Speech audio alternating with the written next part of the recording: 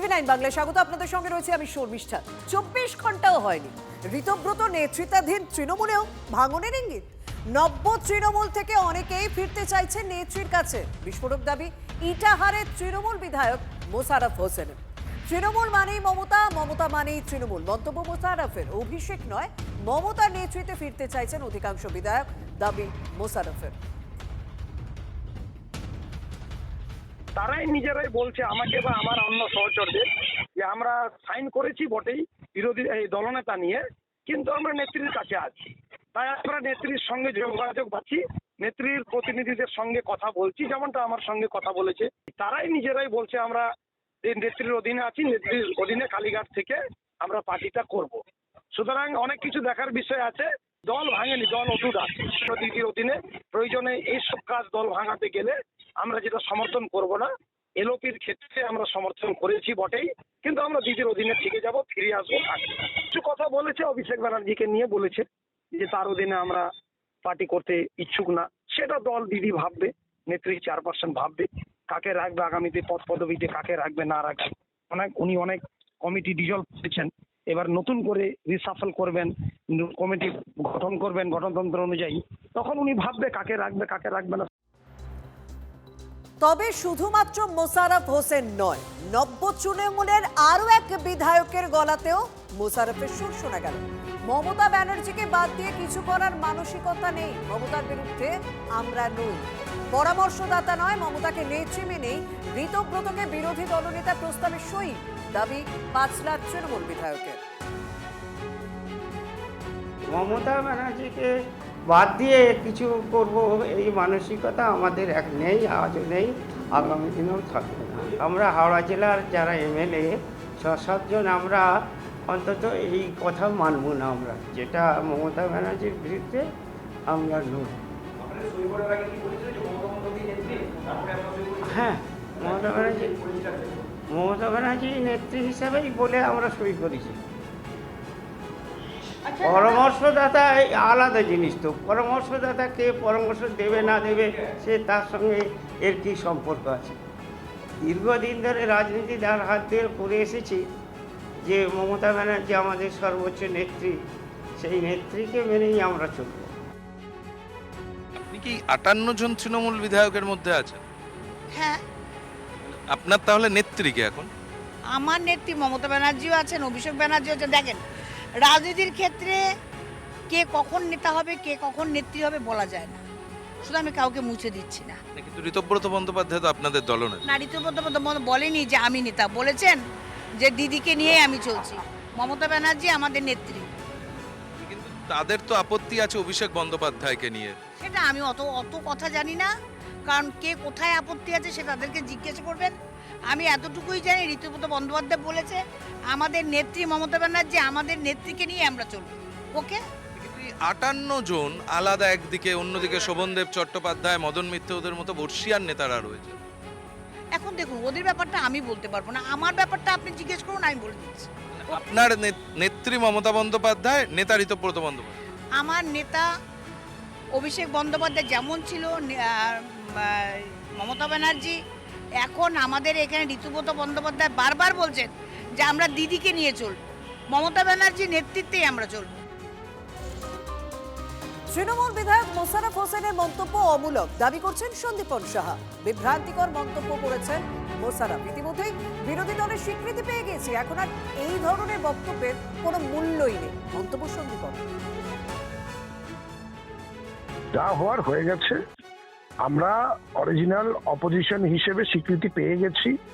এখন এটা হচ্ছে একটা ডেসপারেট মেজার, এটা একটা ডেসপারেট মেজার। বিভ্রান্ত ছড়াবার চেষ্টা করছে, কৌশল অবলম্বন করার চেষ্টা করছে, এটা কিচ্ছু হবে না। যেটা হওয়ার সেটা হয়ে গেছে। আমরা তো তৃণমূল কংগ্রেস করি, আমরা তো তৃণমূল কংগ্রেস থেকে বেরিয়ে যাইনি। তো তিনি পরামর্শদাতা হিসেবে আমাদের উপরে থাকবেন।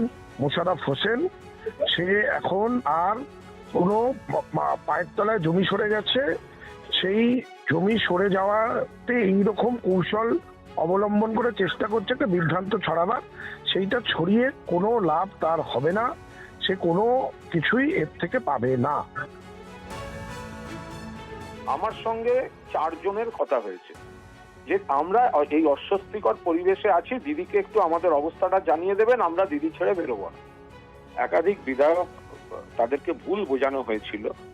একাধিক বিধায়ক বলছেন যে আমরা একটা বিভিন্ন কারণ ছিল, বহু ক্ষেত্রে তারা বলেছেন পুলিশ প্রবল চাপ সৃষ্টি করেছে, স্থানীয় পুলিশ দিয়ে বলা হয়েছে না হলে তাদের কর্মীদের ধরপাকড় শুরু হবে, অনেকের ক্ষেত্রে মামলা মকদ্দমা রয়েছে, বিভিন্ন এজেন্সি পাঠিয়ে দেওয়া হবে। তারা সেই চাপটা থেকে বেরোতে গিয়ে সই করেছেন, কিন্তু একটা এলওপিতে সই করেও কিন্তু তারা মনে প্রাণে শোভনদেব চট্টোপাধ্যায়কেই চান, তারা বালিশ ঋতব্রতকে চাইছেন না।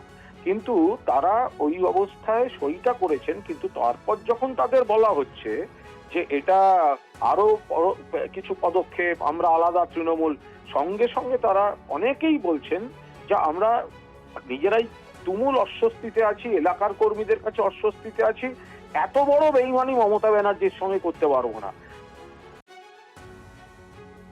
আগেও জানা ছিল, এটার মধ্যে কোনো বিরাট বড় পলিটিক্যাল সায়েন্সের রাষ্ট্রবিজ্ঞানের ছাত্র হতে হয় না, রাষ্ট্রবিজ্ঞানের বিশেষজ্ঞ হতে হয় না, অধ্যাপক হতে হয় না। এটা একটা বাচ্চা ছেলেও জানতো। যে দলটা শুধু করে খাওয়ার জন্য ছিল, কামাও আর খাও যে দলের নীতি ছিল, সেই দল যেদিন কামানোর জায়গা বন্ধ হয়ে যাবে সেই দলকে আর থাকবে না, স্বাভাবিক।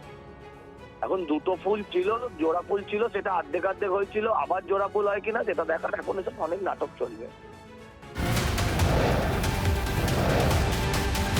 দেখা যায় কিছুক্ষণ আগেই আমাদের প্রতিনিধি প্রদীপ্ত যে কথাটা বলছিল, ইন্টারনেট তৃণমূল বিধায়ক সন্দীপন সাহার বাড়ির সামনে বিক্ষোভ দেখায় বিজেপি। সন্দীপন সাহার বিরুদ্ধে দুর্নীতি এবং কাটমানি নেওয়ার অভিযোগ করেন, কারণ সেখানে যেখানে বিজেপি প্রার্থী ছিলেন তিনি প্রিয়াঙ্কা টিবরেওয়াল, তার নেতৃত্বেই এই বিক্ষোভ দেখানো হয় আজ। बहुत सारे शिकायत है, जितना बोलो उतना कम है। संदीपन शाह उनका बेटा भी है, दोनों मिलके जो कांड किया है जमीन के बारे में, दुर्गापुर अंचल में, अनंतमातल में और खानाबेड़िया में और भी बहुत जगह में है जो जमीन के बारे में, काटमानी में, उन दोनों साथी है इन दोनों में। हम लोग चाहते हैं बाप बेटों को हम पुलिस के हिरासत में देखना चाहते हैं। এফআইআর করছি আমরা for land grabbing, illegal construction, লোককে হুমকে ধমকে তো ওনাদের যা জমি এরা কিনে নিয়েছে, আর জমিটা নিয়ে নিজের নামেও করেছে, ও সমস্ত এভিডেন্স আছে। এরা ভেবেছিল বাপ বেটা যে তৃণমূল আছে কিছুই হবে না, কোটি কোটি টাকার সম্পত্তি বানিয়েছে, দুবাইতে ঘর বাড়ি বানিয়েছে। আর আপনারা হবাক হয়ে যাবেন এই জেনে যে গোল্ড স্মাগলিংয়ে এদের নাম আছে।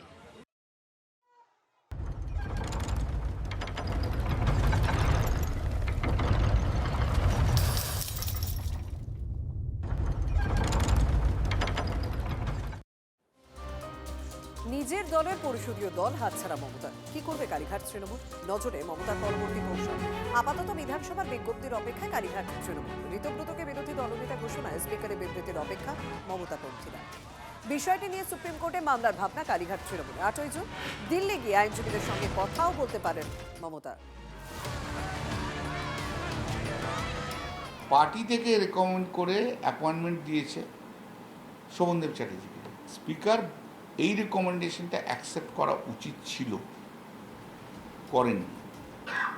অন্য অ্যালিবাই, সিগনেচার, কোন দিকে মেজরিটি কোন দিকে মাইনরিটি দেখার জন্য, তাই তো আসল কথাটাই। কিন্তু এটা স্পিকারের ক্ষমতার মধ্যে পড়ে না।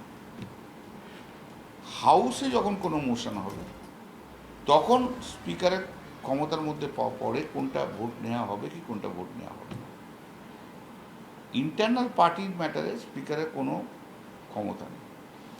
স্পিকার এখানে দলটাকে স্প্লিট করার জন্য নতুন একটা কনসেপ্ট নিয়ে এলো, যে কনসেপ্ট ভারতবর্ষের আইনের বিরুদ্ধে।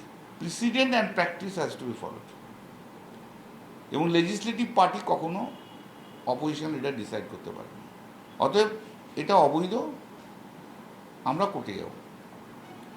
ভেকেশন চলছে, ভেকেশনের পরই কোর্টে যাব। এক্সপেল তো হয়েছে পার্টি থেকে। পরিষদীয় দলে যদি বেশিরভাগ বিধায়ক চায় তাহলে পরে তাকে তার না হওয়ার পেছনে কোনো কারণ আমি এখনো পর্যন্ত খুঁজে পাচ্ছি না। আগেরটা যেটা ছিল সেটা থেকে এটা ব্রেক অ্যাওয়ে গ্রুপ, সেটার সঙ্গে এটার কিন্তু সেই অর্থে মিল নেই।